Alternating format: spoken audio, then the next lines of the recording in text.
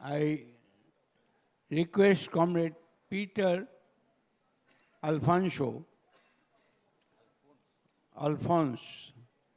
who is the ex-member of Parliament and Chairman of State Minority Commission, Tamil Nadu. Comrade Peter Alphonse.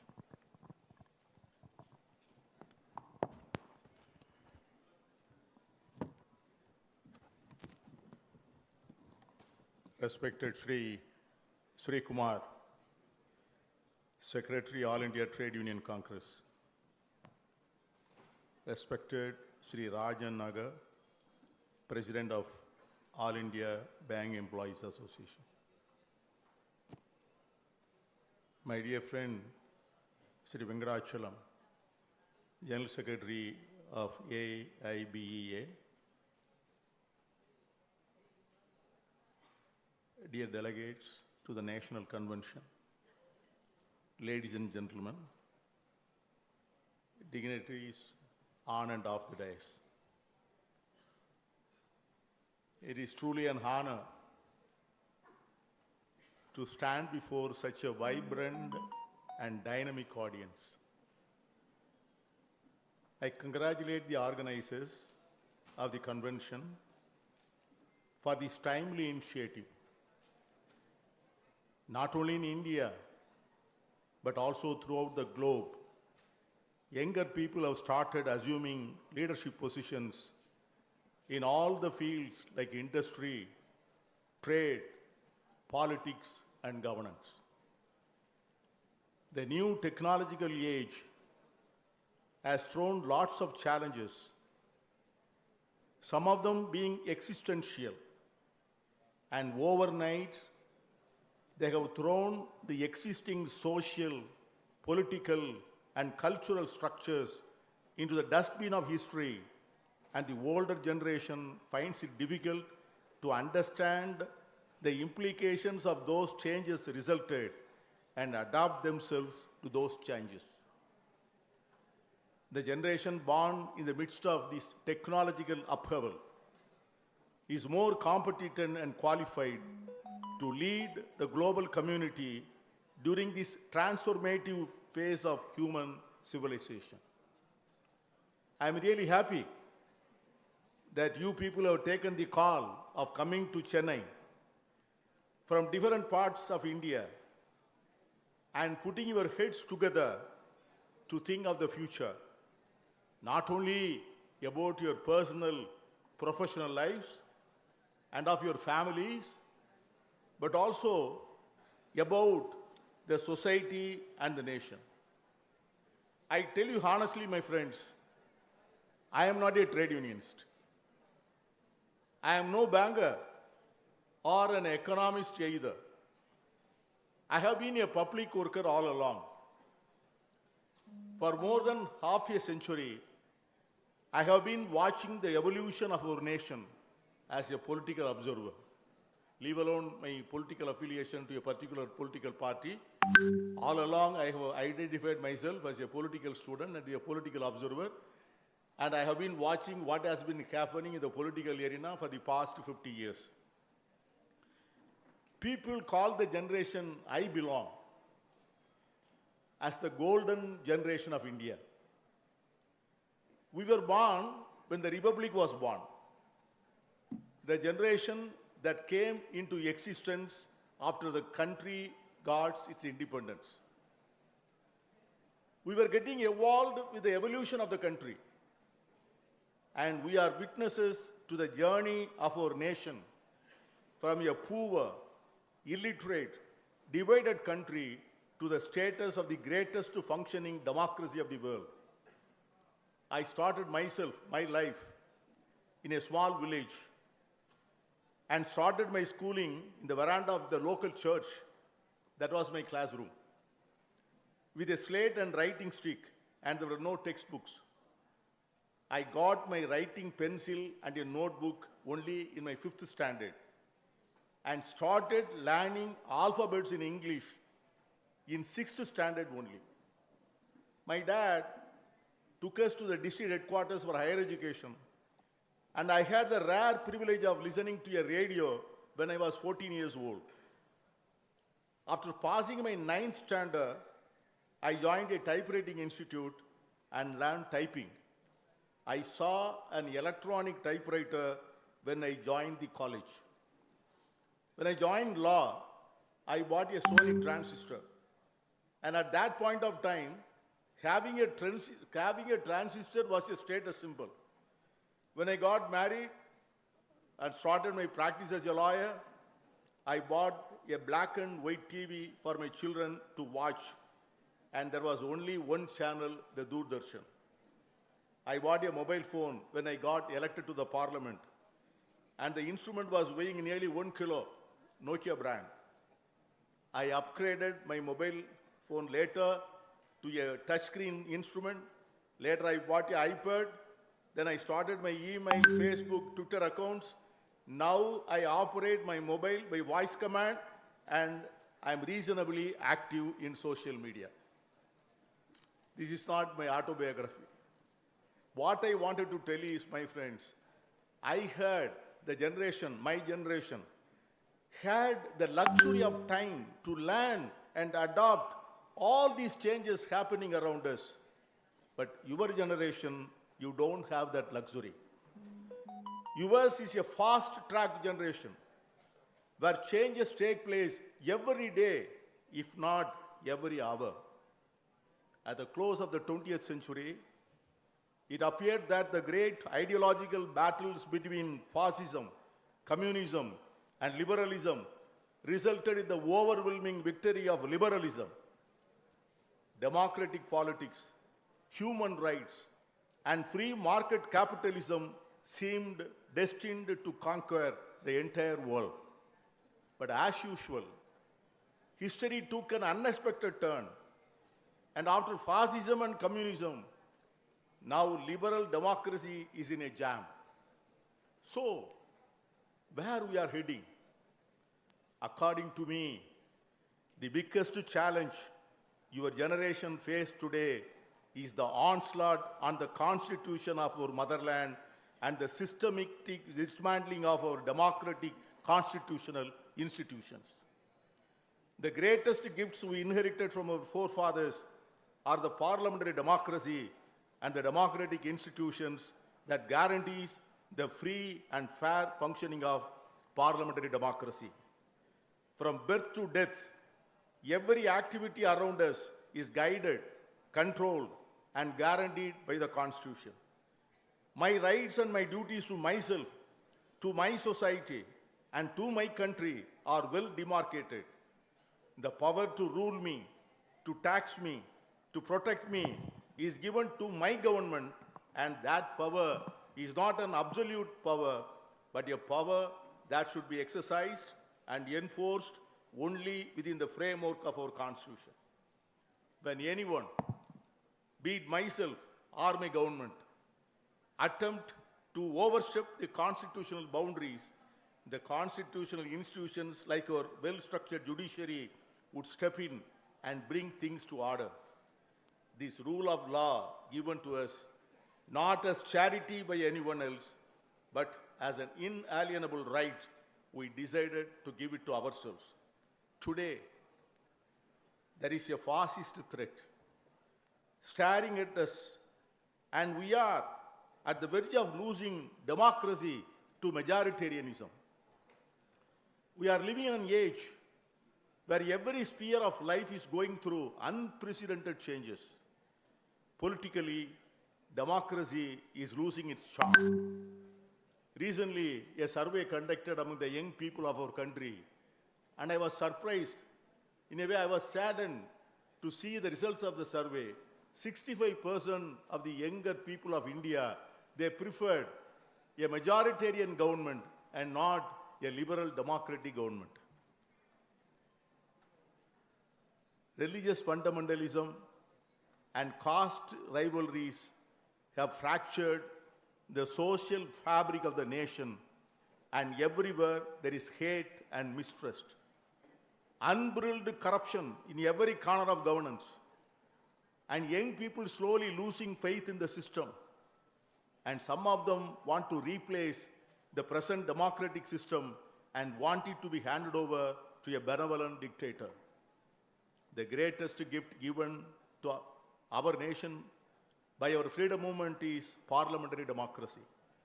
We have been blessed with a beautiful constitution that has withstood the test of time.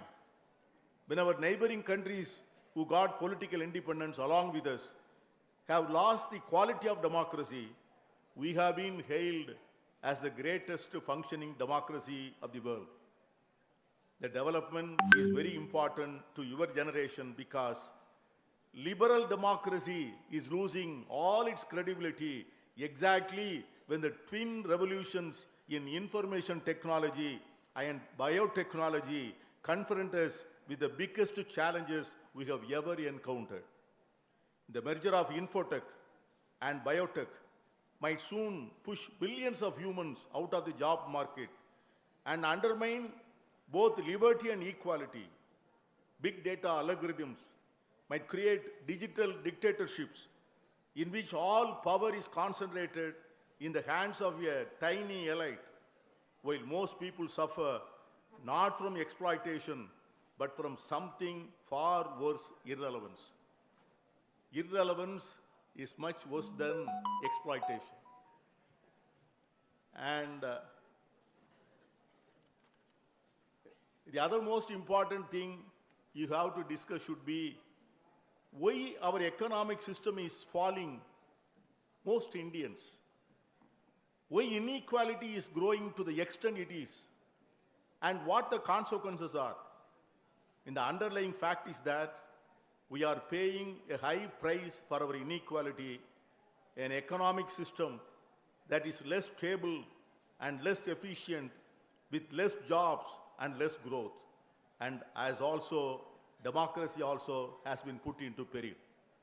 As our economic system is seen to fail for most citizens, and as the political system seems to be captured by Western interest, confidence in our democracy and in our economic system will erode, along with national despair, as reality sinks in that we are no longer a country of opportunity, and even our rule of law and the system of justice have been compromised. Even our sense of national identity may be put into jeopardy. Our economic system can also concentrate wealth, pass environmental costs onto society, and abuse workers and consumers. For these reasons, our economic system must be tamed, tempered, to make sure they work to the benefit of most citizens. The consequences of not doing so are serious within a meaningful democracy where the voices of ordinary citizens are heard. We cannot keep this globalized market system, at least not in the form as we operate it now, if that system year after year makes those citizens worse off. One or the other, we have to give up either our politics or our economics. I call upon you to deliberate the moral crisis that our attempt to cover up the declining employment elasticity of India's shining growth.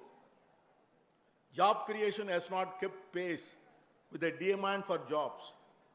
Moreover, most jobs hardly pay enough and have no social security. It is widely acknowledged that the Indian economy is not generating enough good jobs. What has not been accepted, though, as yet is that the paradigm of economic growth and globalization, which the Indian corporates are advocating for, and what Indian governments have followed, is the real cause of the problem. The Indian economy's problem. That is what the people who spoke before me were also mentioning. Many economists say the problem of Indian economy is the large size of its informal sector and the small size of its enterprises. Whereas around the world and in India too, innovations in business models are changing the forms of large enterprises and creating more informality of employment. Employment in the formal sectors is also becoming informal with outsourcing, contract employment, and gig work. I have a genuine concern to share with you. we define the nation's economy in terms of GDP. In modern times, GDP has become a proxy for countries' well-being. If the economy is growing, then things must be good. If it is shrinking, then not so much.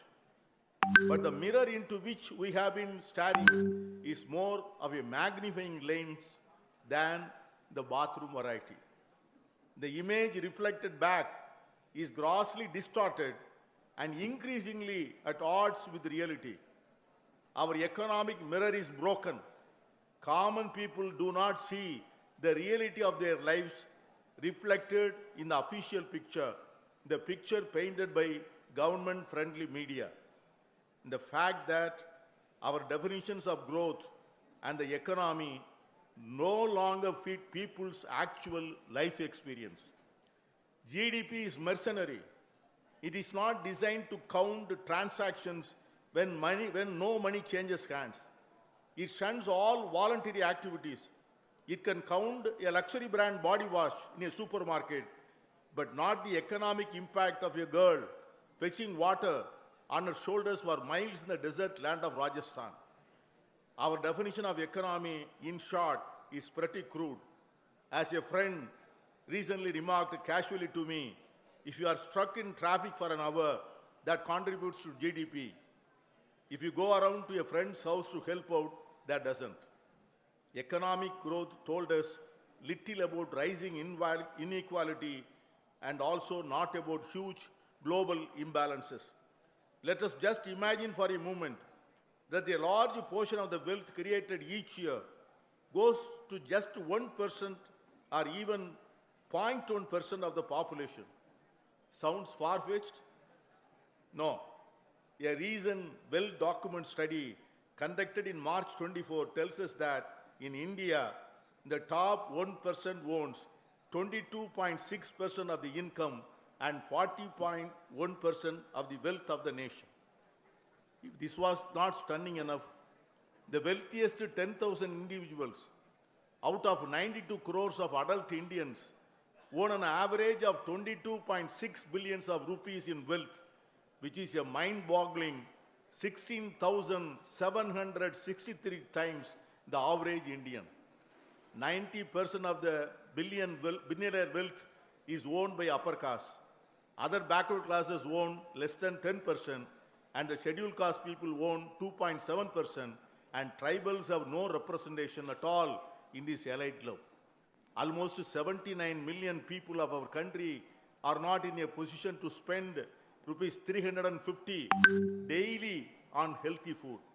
It will not be out of context if I mention about a recent celebrity wedding celebrated with a cost of 5,000 crore of rupees.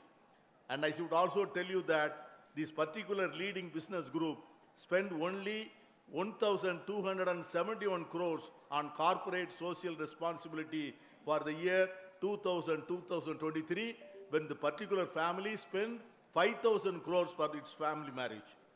What is astonishing is that the lower and middle classes seem to have undervalued themselves and as a result become resigned to their lower status and start believing in the upper class's absolute right to its wealth and wasteful expenditure.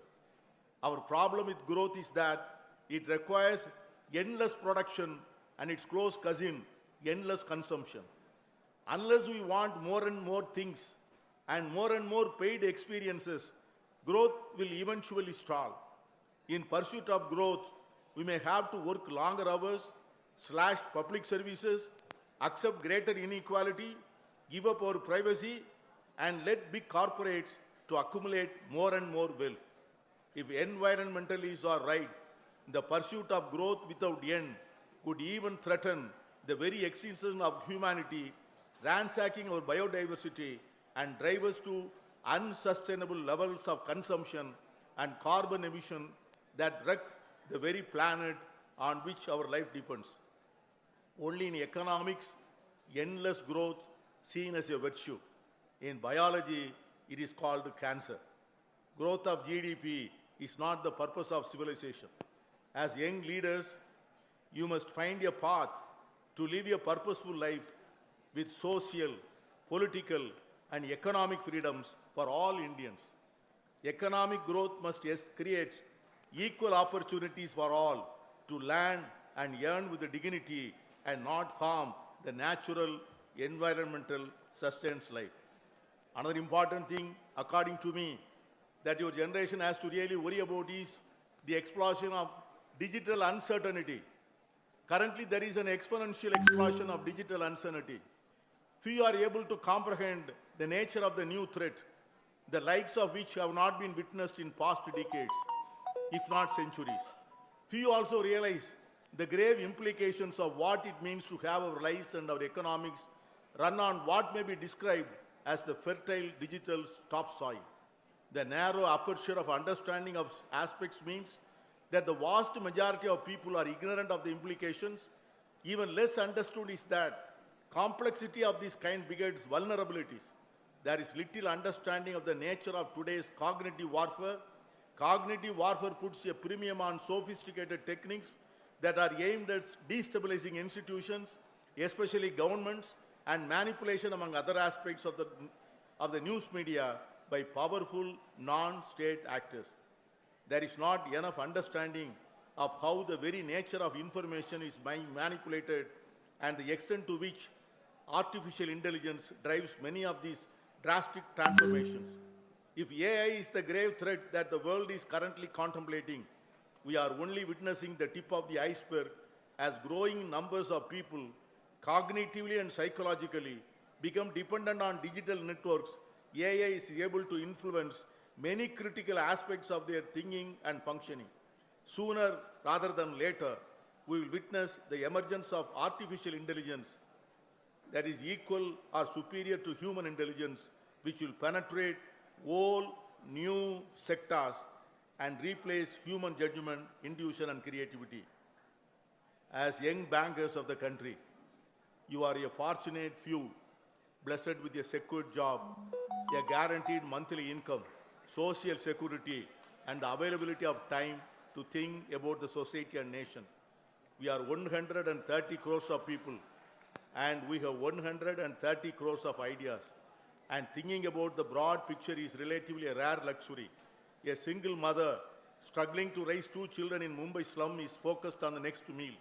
A group of fishermen from Rameshwaram got arrested by the Sri Lankan Coast Guard and languishing in Sri Lankan prison cannot think about the future. But as a people who are educated, well educated, with a secured job, you have been given the luxury of thinking for the society.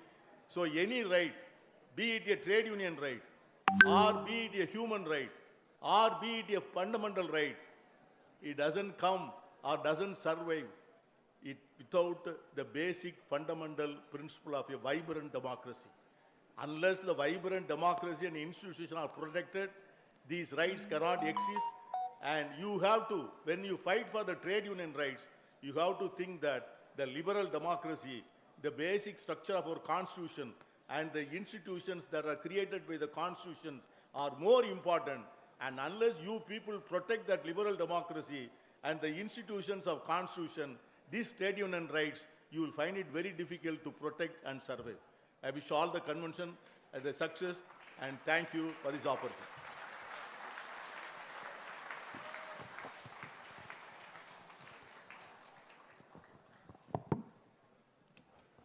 Sri PeterAlphonse will be honored by Comrade C.H. Vengachalam, General Secretary of AABA.